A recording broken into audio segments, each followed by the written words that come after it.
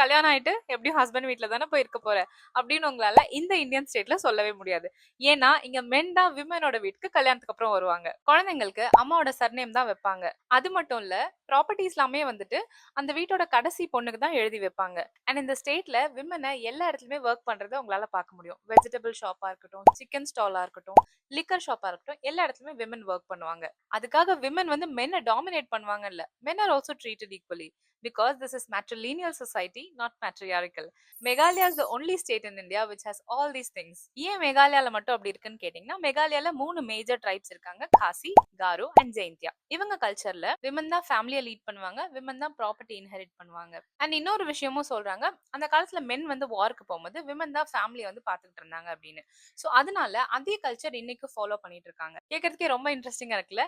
இந்த விஷயங்கள்லாம் இந்த பர்டிகுலர் இந்தியன் ஸ்டேட்ல இருந்தா ரொம்பவே நல்லா இருக்கும். அப்படி நீங்க எதை ஃபீல் பண்றீங்கன்னு காமெண்ட்ஸ்ல மென்ஷன் பண்ணுங்க. Bye bye.